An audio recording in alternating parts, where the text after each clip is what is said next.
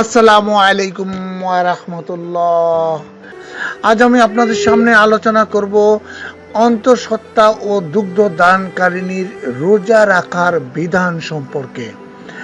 রমজান মাসের রোজা ইসলামের পঞ্চম স্তম্ভের একটি। রোজা ফরজ হওয়ার বিধান প্রাপ্ত বয়স্ক নারী পুরুষ সবার জন্যই সমানভাবে প্রযোজ্য। ইরশাদ হয়েছে, হে বিশ্বাসীগণ, তোমাদের জন্য রোজার বিধান দেওয়া হলো, যেমন বিধান তোমাদের পূর্ববর্তী গণকে দেওয়া হয়েছিল, যাতে তোমরা সংযমশীল হতে পারো।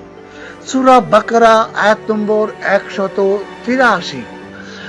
তবে গুরুত্বপূর্ণ এই ফরজটি শরীয়ত কয়েকটি অবস্থায় শিথিল করেছে।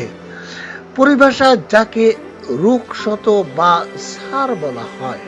ইরশাদ হয়েছে, তোমাদের মধ্যে কেউ অসুস্থ হলে বা সফর অবস্থায় থাকলে অন্য দিনে এ সংখ্যা পূরণ করে নেবে।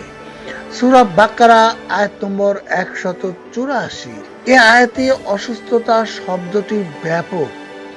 নারীর মাসিক ও প্রসব পরবর্তী সময়েও এর অন্তর্ভুক্ত।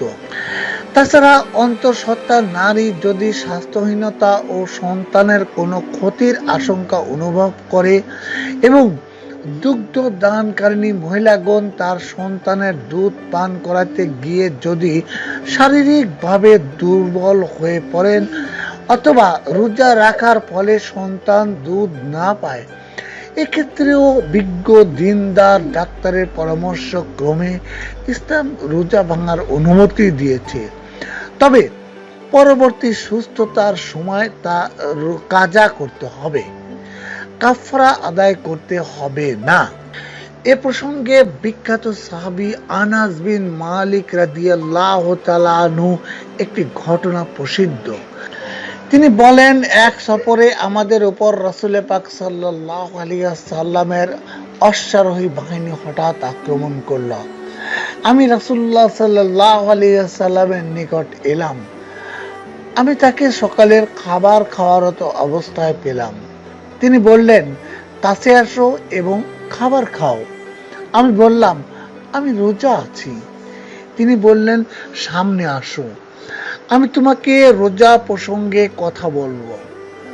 মহান আল্লাহ তাআলা মুসাফির লোকের রোজা ও অর্ধেক নামাজ কমিয়ে দিয়েছেন, আর গর্ভবতী ও দুগ্ধ দানকারিণী মহিলাদের রোজা মাফ করে দিয়েছেন।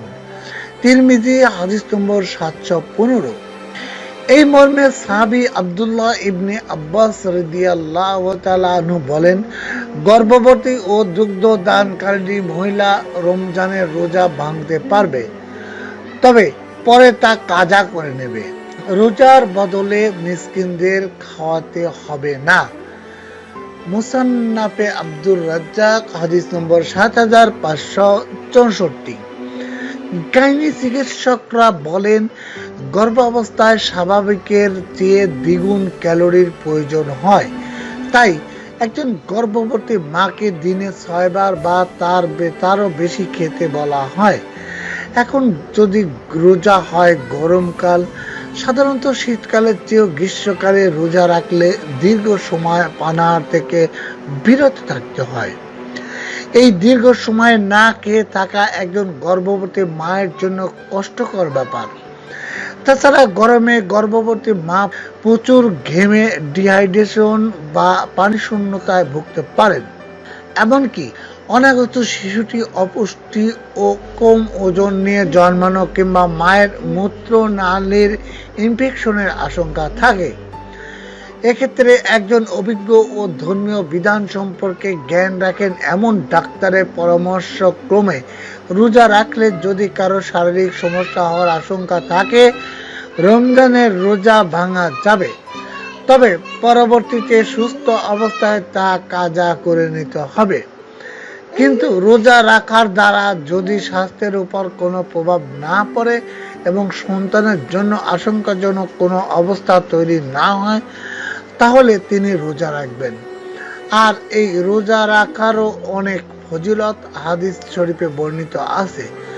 আব্দুর রহমান ইবনে আউফ বলেন, রাসূল পাক সাল্লাল্লাহু আলাইহি সাল্লাম বলেছেন, কোন নারী যদি 5 ওয়াক্ত নামাজ ঠিকমতো আদায় করেন, রমজান মাসে পূর্ণরূপে রোজা পালন করেন, নিজের সম্ভ্রম ও ইজ্জত রক্ষা করে চলেন এবং স্বামীর অনুগত থাকেন, তিনি জান্নাতের 8টি দরজা যে কোনো দরজা দিয়ে প্রবেশ করতে পারবেন।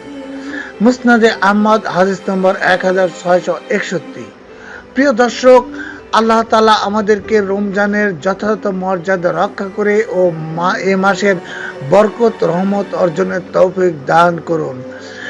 যারা আমার চ্যানেলটিতে নতুন এসেছেন অবশ্যই সাবস্ক্রাইব করবেন এবং ভালো থাকবেন। আল্লাহ হাফেজ।